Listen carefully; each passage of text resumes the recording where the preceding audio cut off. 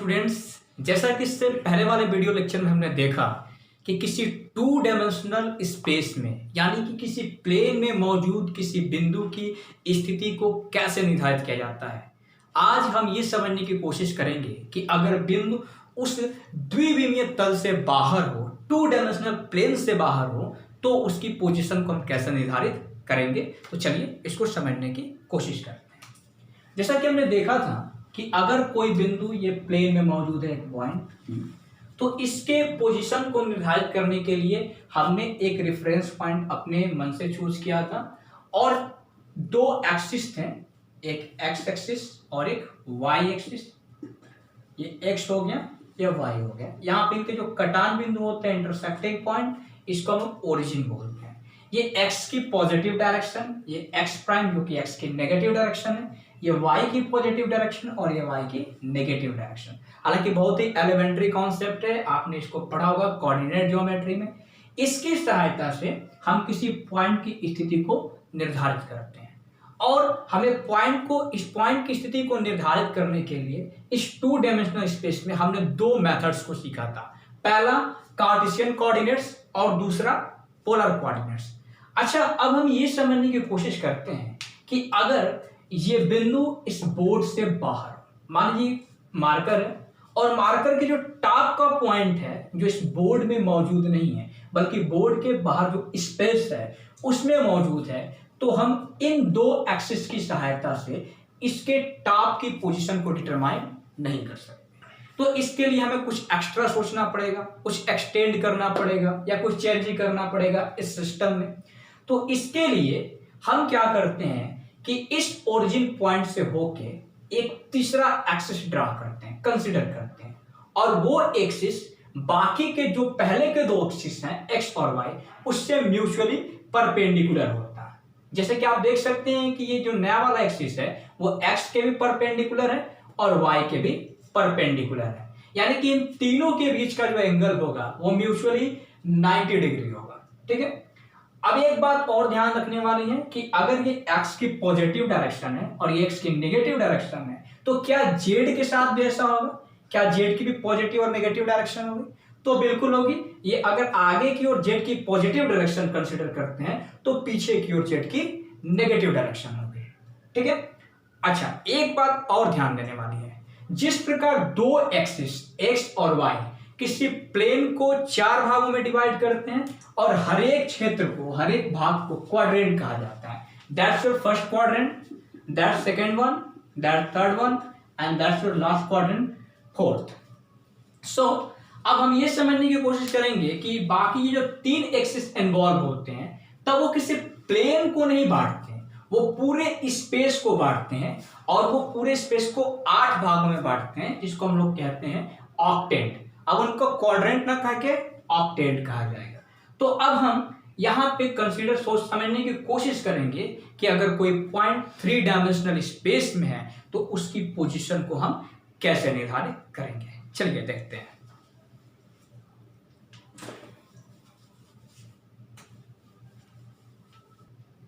तो देखिए ये आपके 3 एक्सिस का सिस्टम है जिसको 3 डायमेंशनल एक्सिस कहते हैं, 3 एक्सिस सिस्टम कहते हैं। इसमें आप देख सकते हैं कि x और y के बीच का एंगल 90 डिग्री है, x और z के बीच का एंगल 90 डिग्री है और y और z के बीच का एंगल भी 90 डिग्री है। दैट्स योर ओरिजिन पॉइंट, जिसको रेफरेंस पॉइंट मोशन के रिस्पेक्ट में लेते हैं, रेफरेंस में लेते हैं। अब देखिए x और z वाले प्लेन को हम लोग xz प्लेन कहेंगे और yx वाले प्लेन को हम लोग xy प्लेन, yz वाले को yz प्लेन कहेंगे। इसको आप कमरे के किसी कॉर्नर से भी कंसीडर कर सकते हैं। अब मान लीजिए कि कोई पॉइंट यहां पे है, ठीक है, जो कि 3 डायमेंशनल स्पेस में है, तो इसकी पोजीशन को हम कैसे निर्धारित करेंगे। सबसे पहले तो इसको थोड़ा सा बनाना पड़ेगा कि हमको ये फील हो सके कि ये 3 डायमेंशनल स्पेस में है। तो सबसे पहले ओरिजिन से इसके डिस्टेंस हम ऐसे मेजर कंसीडर कर लेते हैं। ठीक है, अब देखते हैं कि ये प्लेन में कितनी दूरी पे है। जरा इसको मैं बना लूं।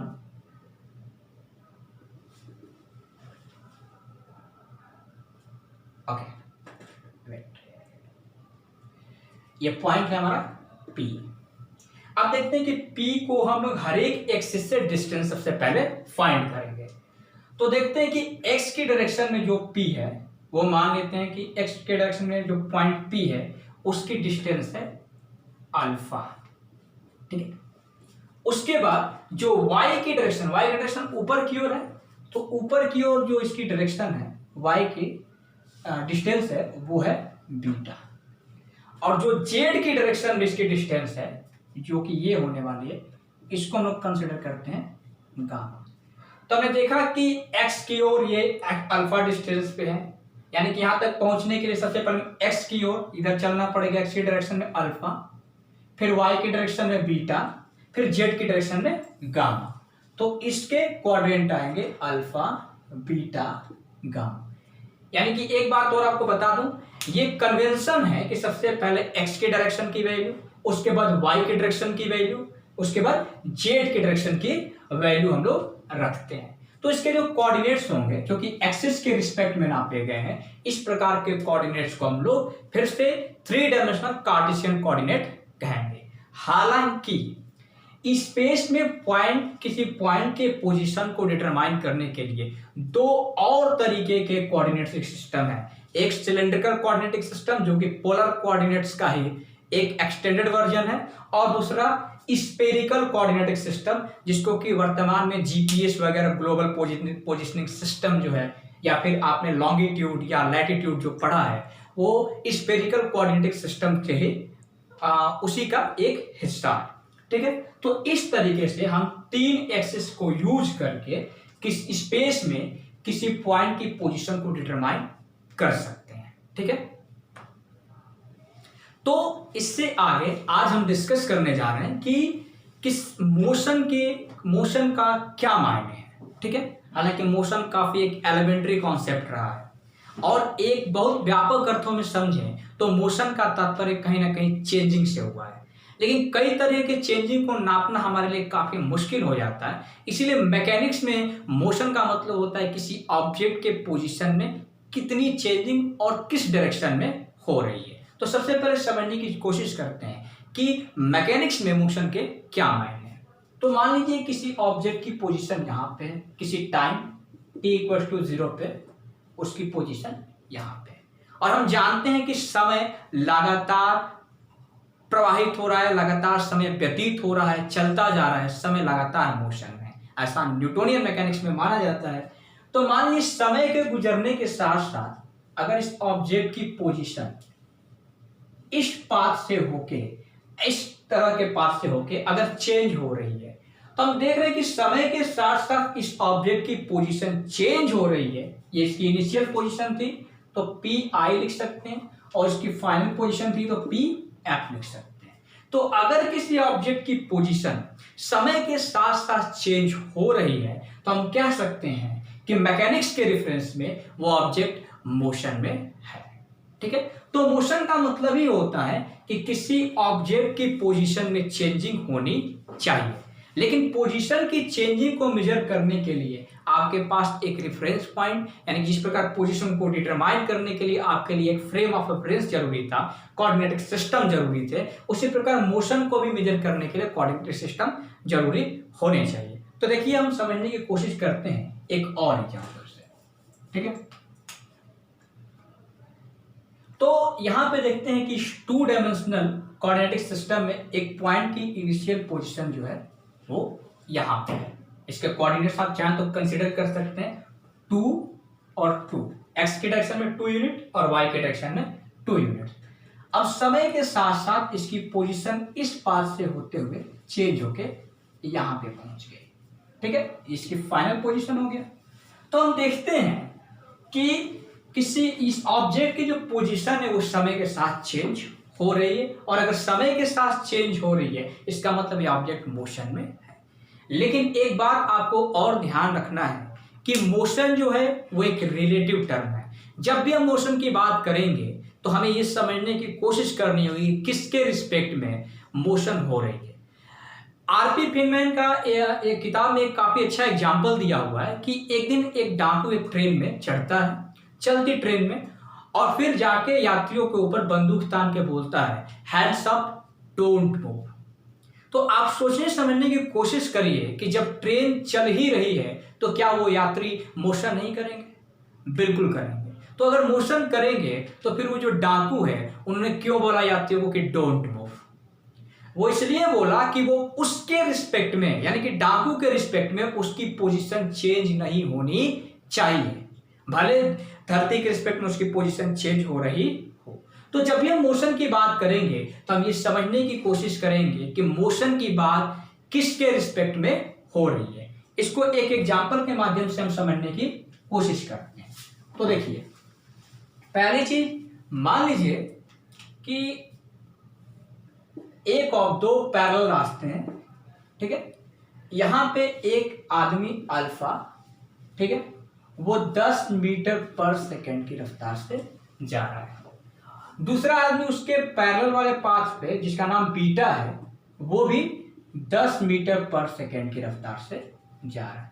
दोनों पाथ पैरेलल हैं। तो ध्यान से देखें कि अल्फा के रिस्पेक्ट में बीटा मोशन में है क्या? अल्फा के रिस्पेक्ट में बीटा मोशन में है, मतलब रिस्पेक्ट का क्या मतलब है, ध्यान समझिए। तो देखिए, कुछ समय बाद अगर अल्फा यहां पे होगा तो बीटा भी उतनी ही दूर यहां पे होगा। अब मान लीजिए कि इन दोनों के बीच के जो फासले थे वो यहां पे मान लीजिए डी थी, तो एक निश्चित टाइम इंटरवल के बाद उनके बीच की जो दूरियां होंगी वो डी ही होंगी। तो इनके बीच की जो दूरी है वो चेंज नहीं हो रही है। इसका मतलब कि अल्फा के रिस्पेक्ट में बीटा मोशन में नहीं है, ठीक है। तो इसका मतलब ये नहीं होता है कि कोई ऑब्जेक्ट एब्सोल्यूट रूप से न तो रेस्ट में हो सकती है और ना ही मोशन में हो सकती है। ये बात इस बात पे डिपेंड करता है कि हम किसके रिस्पेक्ट में मोशन की बात कर रहे हैं। अच्छा, सोचिए कि अगर आप सोए हुए हैं, टेबल पर बैठे हुए हैं, तो इसका मतलब ये नहीं होता कि आप एब्सोल्यूट रूप से रेस्ट में हैं। अगर आप देखें कि एक टेबल पर बैठा हुआ इंसान भी धरती के साथ साथ लगातार सूर्य के चक्कर लगा रहा है, तो अगर सूर्य को रेफरेंस पॉइंट कंसीडर किया जाए तो वो टेबल पर बैठा हुआ इंसान भी सूर्य के रिस्पेक्ट में मोशन में है, लेकिन धरती के रिस्पेक्ट में रेस्ट में है। इसका मतलब यहाँ पे क्लियर होता है कि जो मोशन है रिलेटिव टर्म है, एब्सोल्यूट रेस्ट या एब्सोल्यूट मोशन जैसी कोई चीज एग्जिस्ट नहीं करती। तो चलिए एक और एग्जांपल से समझने की कोशिश करते हैं मोशन को, ठीक है। तो यहाँ पे मान लीजिए कि दो पैरेलल रास्ते हैं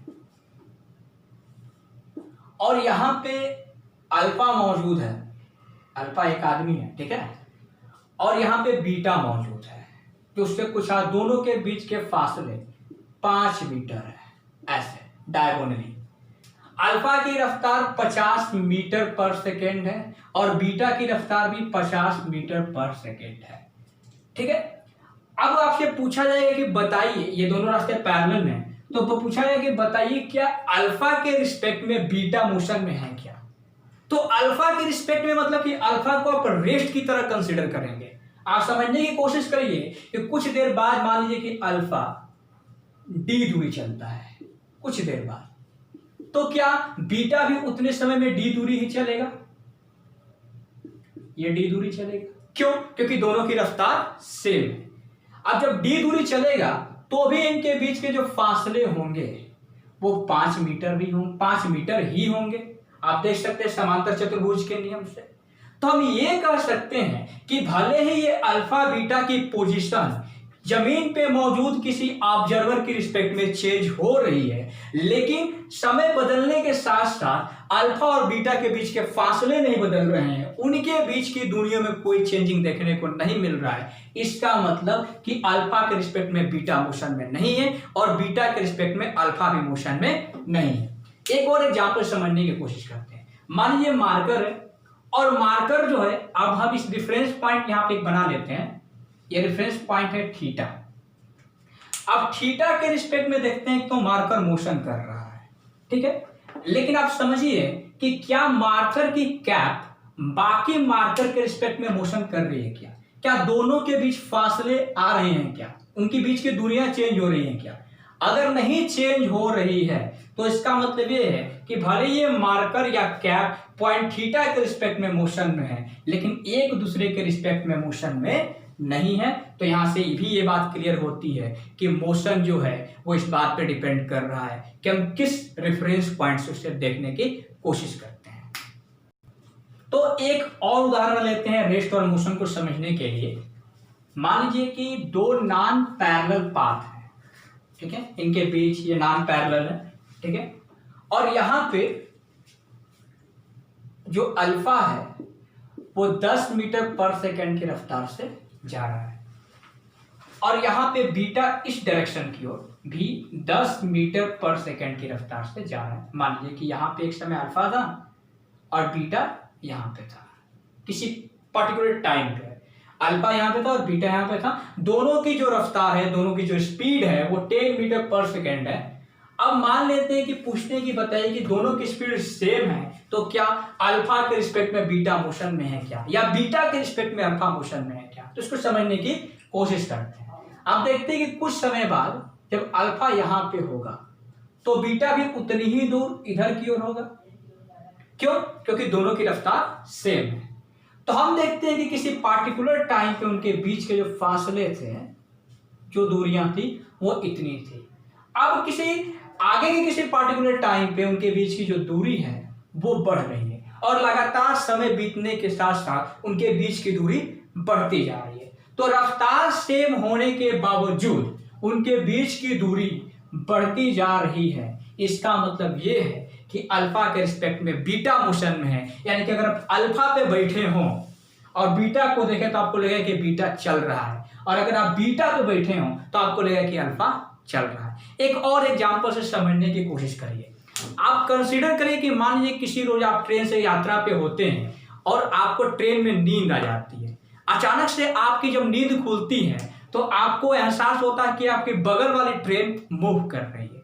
अब आपको समझ में नहीं आता कि बगल वाली ट्रेन चल रही है कि हमारी ट्रेन चल रही है। बात सुनिए, तो इसको समझने के लिए हम बगल में प्लेटफॉर्म को देखते हैं। अगर प्लेटफॉर्म चल रहा है यानी कि प्लेटफॉर्म की पोजीशन हमारे रिस्पेक्ट में चेंज हो रही है, इसका मतलब कि हमारी ट्रेन चल रही है। अगर प्लेटफॉर्म की पोजीशन हमारे रिस्पेक्ट में नहीं चेंज हो रही है, इसका मतलब प्लेटफॉर्म यानी धरती के रिस्पेक्ट में हम रेस्ट में हैं। भले ही बगल वाली ट्रेन के रिस्पेक्ट में हम मोशन में हों, लेकिन धरती के रिस्पेक्ट में रेस्ट में है। तो यहां से एक बात ये बाहर आती है कि एक ही ऑब्जेक्ट एक ही समय में रेस्ट और मोशन दोनों में हो सकती है। तो अब हम समझने की कोशिश करेंगे कि 1 डायमेंशनल मोशन क्या होता है, 2 डायमेंशनल मोशन क्या होता है और 3 डायमेंशनल मोशन क्या होता है। तो हमने देखा कि जो स्पेस है वो 3 आयामी है, यानी कि 3 डायमेंशनल है, ठीक है। That's your positive x axis, that's your positive y axis and that's your positive z axis, and this is origin point O। तो समझने की कोशिश करते हैं कि अगर किसी ऑब्जेक्ट की पोजीशन किसी एक ही एक्सिस के रिस्पेक्ट में चेंज हो रही है, जैसे कि मान लीजिए कि एक ऑब्जेक्ट एक्स एक्सिस के पैरेलल चल रहा है, ऐसे चल रहा है, तो इसकी पोजीशन जो है एक्स के अलोंग चेंज हो रही है, लेकिन वाई के अलोंग, सॉरी वाई इधर है, तो इसकी पोजीशन ऊपर की ओर चेंज नहीं हो रही है। इसका मतलब, या फिर जेड के डायरेक्शन में चेंज नहीं हो रही है, सिर्फ एक्स की डायरेक्शन में चेंज हो रही है। इसका मतलब कि ये जो मोशन है वो 1 डायमेंशनल मोशन है। तो जब 1 डायमेंशनल, 2 डायमेंशनल या 3 डायमेंशनल की बात करेंगे तो हम ये देखेंगे कि किसी ऑब्जेक्ट की पोजीशन कितने एक्सिस के रिस्पेक्ट में चेंज हो रही है। यहां पे सिर्फ एक्स एक्सिस के रिस्पेक्ट में चेंज हो रही है तो 1 डायमेंशनल। अगर कोई ऑब्जेक्ट ऐसे चलती वाई एक्सिस के पैरेलल, तो एक्स की डायरेक्शन में तो कोई चेंजिंग नहीं हो रही है, सिर्फ वाई के डायरेक्शन में चेंजिंग हो रही है, जेड के डायरेक्शन में कोई चेंजिंग नहीं हो रही है। इसका मतलब कि ये जो ऑब्जेक्ट है ये भी 1 डायमेंशनल मोशन कर रही है। अगर एक एक्सिस के रिस्पेक्ट में चेंजिंग हो रही है, एक एक्सिस के अलोंग चेंजिंग हो रही है, तो हम कह सकते हैं कि 1 डायमेंशनल है। जेड के अलोंग देखा जाए तो ऐसे मोशन करेगी, वो सिर्फ जेड के अलोंग चल रही है, एक्स के अलोंग उसका कोई चेंजिंग इन पोजीशन नहीं है, वाई के अलोंग कोई चेंजिंग इन पोजीशन नहीं है, तो ये ऑब्जेक्ट भी 1 डायमेंशनल मोशन कर रही है। अच्छा, अगर आप सोचिए कि अगर कोई ऑब्जेक्ट ऐसे चल रही हो, ठीक है, तो इसके मोशन को 1 डायमेंशनल मोशन कहा जाएगा या 2 डायमेंशनल मोशन कहा जाएगा। तो आप कहेंगे कि इसकी पोजीशन तो एक्स के अलोंग भी चेंज हो रही है और वाई के अलोंग भी चेंज हो रही है, इसका मतलब तो ये 2 डायमेंशनल मोशन होना चाहिए। लेकिन इसको भी हम वन डायमेंशनल मोशन ही कहेंगे, क्योंकि अगर इस प्रकार चल रही है कोई ऑब्जेक्ट, ठीक है, स्ट्रेट लाइन में ही चल रही है, तो हम कह सकते हैं कि हम इसको फ्रेम ऑफ रेफरेंस इस तरह बना लेंगे, ठीक है, उसके पैरेलल बना लेंगे किसी एक एक्सिस को। अब कहेंगे कि यह जो ऑब्जेक्ट है वो किसी एक एक्सिस के अलावा चल रही है, तो ये भी वन डायमेंशनल मोशन ही है, ठीक है। अब ओके, तो ये मोशन भी जो है वो एक तरह से वन डायमेंशनल मोशन ही है, क्योंकि इसकी जो एनालिसिस है वो स्ट्रेट लाइन मोशन या वन डायमेंशनल मोशन के अकॉर्डिंग हो सकती है। अगर किसी ऑब्जेक्ट की पोजीशन दो एक्सिस के अलावा चेंज हो रही है, जैसे कि मान लीजिए कि इसको जरा मिटाते हैं हम, सर्कुलर मोशन को देखिए। सर्कुलर मोशन में किसी ऑब्जेक्ट की पोजीशन एक्स और वाई यानी कि किसी भी दो एक्सिस के अलावा कंटिन्यूअसली चेंज होती रहती है, तो इस प्रकार का जो मोशन है वो एक तरह से टू डायमेंशनल मोशन है, क्योंकि इसकी पोजीशन देखिए ये एक्स की ओर आगे भी बढ़ रही है, साथ साथ वाई के डायरेक्शन में ऊपर भी जा रही है, कुछ समय बाद एक्स के नेगेटिव डायरेक्शन की ओर पीछे आनी शुरू हो जाएगी और फिर नीचे भी आनी शुरू हो जाएगी। इसका मतलब ये एक्स और वाई दो एक्सिस के अलावा इसकी पोजीशन चेंज हो रही है, इसका मतलब कि ये टू डायमेंशनल मोशन है। या फिर मान लीजिए यहां से हम इसको एक्स एक्सिस मान लेते हैं, इसको वाई एक्सिस, यहां से किसी पत्थर को जब प्रोजेक्ट किया जाएगा तो पत्थर कुछ यूं जाके गिरेगा, तो पत्थर का जो पोजीशन है वो एक्स में भी चेंज हो रहा है, वाई में भी चेंज हो रहा है, यानी कि इस तरह का मोशन भी टू डायमेंशनल मोशन कहा जाएगा। लेकिन ध्यान दीजिए कि अगर सिलाई मशीन की जो सुई होती है वो किसी स्ट्रेट लाइन में ही लगातार अप डाउन मोशन करती रहती है, तो वो स्ट्रेट लाइन में मोशन करती रहती है, किसी एक एक्सिस के अलावा मोशन करती रहती है, तो उसके मोशन को हम लोग वन डायमेंशनल मोशन कहेंगे। लेकिन ये पत्थर अगर कुछ ऐसे प्रोजेक्ट किया जाए तो इसको हम लोग टू डायमेंशनल मोशन कहेंगे। कुल मिला के कोर कॉन्सेप्ट यही है कि अगर किसी ऑब्जेक्ट की पोजीशन जितने डायरेक्शन जितने एक्सिस के अलावा चेंज होगी उसको उतना डायमेंशनल मोशन कहा जाएगा। रैंडमली उड़ती हुई चिड़िया वो एक्स में भी चेंज होती है उसकी पोजीशन, वाई में भी चेंज होती है और जेड में भी चेंज होती है, तो उसके मोशन को हम थ्री डायमेंशनल मोशन कह सकते हैं। चूंकि ये काइनेमेटिक्स का पहला चैप्टर है तो सबसे सिंपलेस्ट सबसे सिंपल केस से हम आगे बढ़ना शुरू करेंगे, तो हमारा पहला फोकस होगा वो होगा वन डायमेंशनल मोशन पे।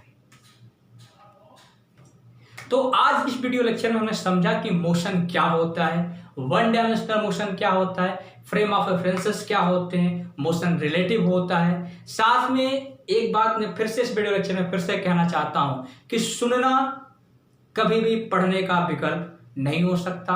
किसी भी चीज को आपको गहराई से समझना है तो आपको किताबें पढ़नी होंगी, अच्छी किताबें पढ़नी होंगी। इसलिए जरूरी है कि आप घर पे जाएं, किताबों को पढ़ें, one dimensional, two dimensional, three dimensional motion को समझें। अब तो आपको सोचने की बात है कि जब कोई ऑब्जेक्ट रोटेट करती है तो उस पूरे के पूरे सिस्टम का किसी अगर एक्सिस के साथ चेंजिंग नहीं हो रहा है तो क्या वो मोशन डायमेंशनलेस माना जाएगा? ये तो सवाल अच्छा हो सकता है। इसके साथ ही अगले चैप्टर में हम वन डायमेंशनल मोशन के कॉन्सेप्ट को लेकर आगे बढ़ेंगे। आज के लिए बस इतना ही। Thank you.